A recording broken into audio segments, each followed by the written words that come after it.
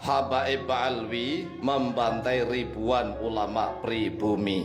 Seluruh rakyat Indonesia harus tahu bahwa para Habaib Alwi telah berhasil membantai ribuan ulama asli pribumi Nusantara.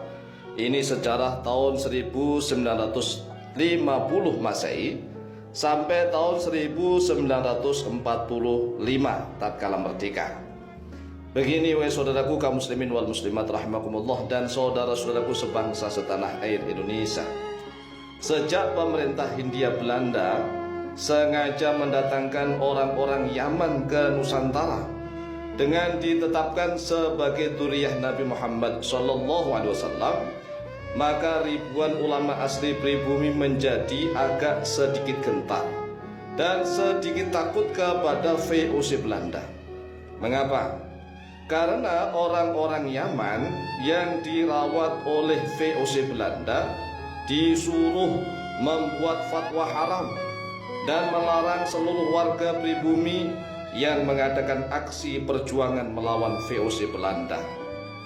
Akhirnya setiap ada aksi perjuangan para ulama, para kiai dan rakyat pribumi yang melawan Belanda, maka tentara Belanda dengan bebas dan seenaknya serta sangat kejam membantai para ulama, kiai dan rakyat pribumi.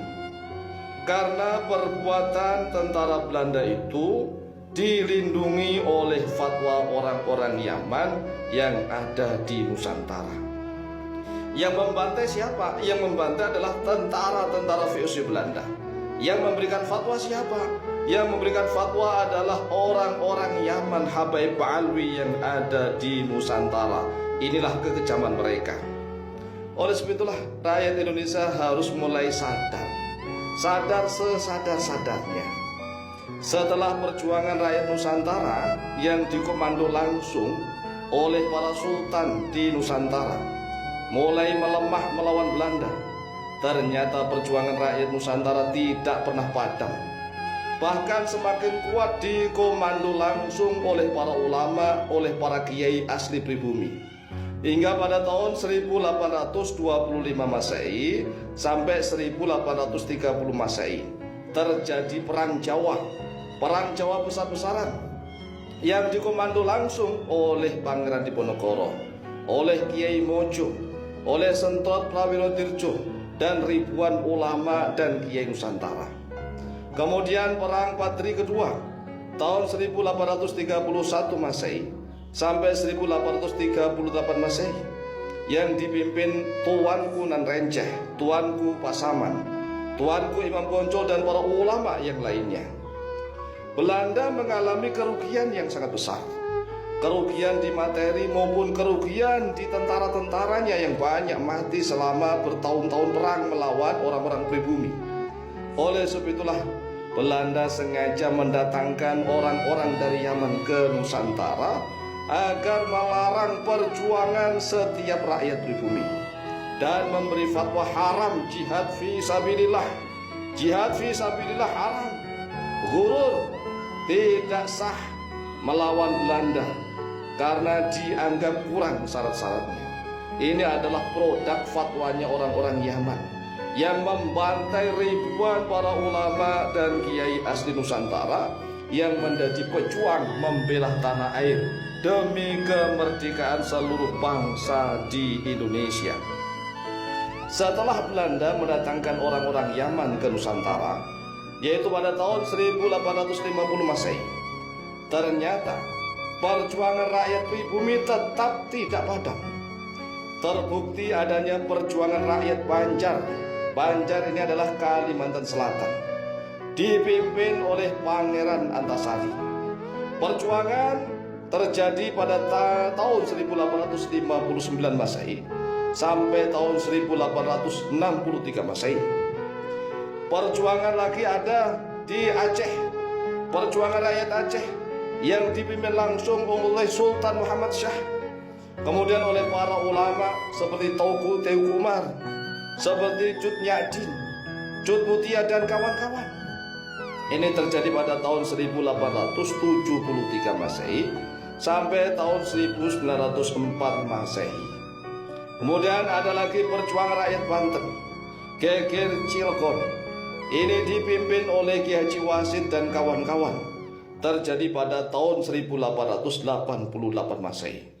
Dan ada lagi perjuangan rakyat Betawi, perjuangan lagi para Jawara Bekasi. Banyak sekali ribuan ulama yang berjuang untuk melawan ketidakadilan, melawan kezaliman, kesewenang-wenangan dari para penjajah Belanda. Dan mereka karena dinaungi, dilindungi oleh fatwanya orang-orang Yaman yang ada di Indonesia, maka tentara Belanda seenaknya, dengan seenak udilnya mereka menangkapi seluruh para kiai dan ulama. Bukan hanya segera ditangkap, tetapi juga dibantai di mana-mana. Dan yang tidak dibantai kemudian diusir sampai ke luar negeri, seperti Syekh Muhammad Nawawi bin Umar Al-Bantani rahimahullah ta'ala. Nah, Syekh Muhammad Nawawi bin Umar Al-Bantani pergi ke Mekah Al-Mukarramah sampai wafat. Kemudian Syekh Muhammad Mahfud Termas di Mekah Al-Mukarramah sampai wafat. Syekh Mukhtar Al-Bukhari, orang Bogor asli, di Mekah Al-Mukarramah sampai wafat. Syekh Ahmad Khatib Al-Minangkabawi, orang Minangkabau, di Mekah Al-Mukarramah sampai wafat, enggak pulang-pulang. Nah, kalau pulang mereka dibantai oleh orang-orang Belanda. Tapi aneh, orang-orang Yaman yang ada di Indonesia hidupnya enak, kepenak, aman, nyaman, sejahtera. Ini kan harus diungkap fakta sejarah ini. Jadi kita harus tahu mengapa orang-orang Yaman yang datang di Indonesia ini hidupnya enak, kepenak, aman, nyaman, sejahtera, adil, makmur, sentosa. Karena memang mereka rata-rata diurusi oleh Belanda. Mereka menjadi antek-antek, jongos-jongosnya penjajah Belanda. Sedangkan para kiai dan ulama asli pribumi harus berjuang untuk merebut kemerdekaan. Tetapi mereka dicap sebagai pengacau, dicap sebagai perusuh, membuat rusuh negeri, pengacau negeri, memberontak kepada pemerintah yang sah, yaitu pemerintah Hindia Belanda. Ini kan fatwa yang kurang ajar. Lawan pemerintah Belanda ke Indonesia itu merebut tidak sah. Mereka itu bukan orang Nusantara, tetapi oleh orang-orang Yaman dilindungi fatwanya itu. Inilah yang harus kita buka. Oleh sebab itulah wahai saudaraku kaum muslimin dan muslimat rahmatullah, sudah saatnya kita ini harus tahu kebenaran sejarah.